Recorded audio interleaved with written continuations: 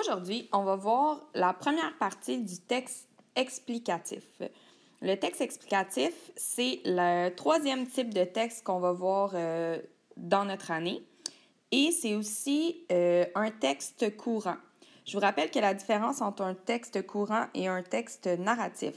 Un texte narratif, c'est surtout un texte où il va y avoir une histoire. On va retrouver un schéma où il y a une situation initiale, un élément déclencheur, des péripéties, un dénouement et une situation finale. Tandis que les textes courants, c'est des textes qui ont un but précis. Par exemple, il y a le texte descriptif, le texte argumentatif et aujourd'hui, on va voir le texte explicatif. Mais c'est quoi un texte explicatif?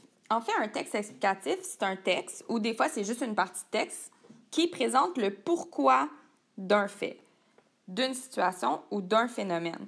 Le phénomène peut être d'ordre naturel, par exemple, pourquoi est-ce qu'un volcan entre en éruption, peut être social, par exemple, pourquoi est-ce que les jeunes deviennent dépendants aux jeux vidéo, ou ça peut aussi être moral, par exemple, pourquoi la liberté d'expression est importante dans une société.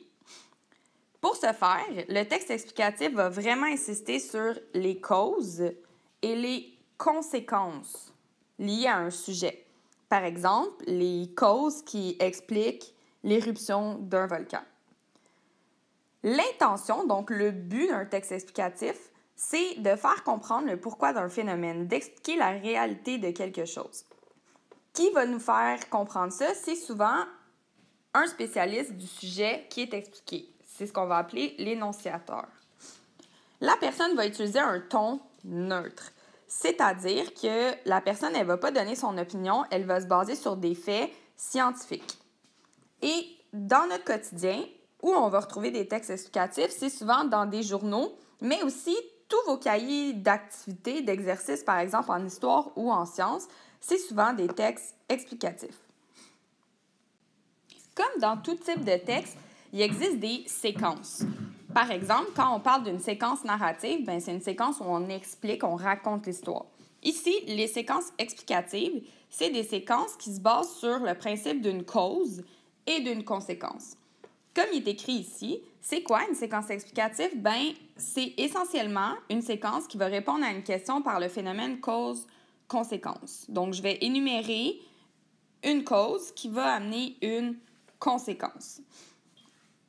On se rappellera, c'est quoi une cause? Une cause, c'est quelque chose qui est à l'origine d'un phénomène ou de quelque chose, tandis qu'une conséquence, c'est un effet ou le résultat d'un phénomène. Puis ça vient toujours, évidemment, accompagné d'une cause.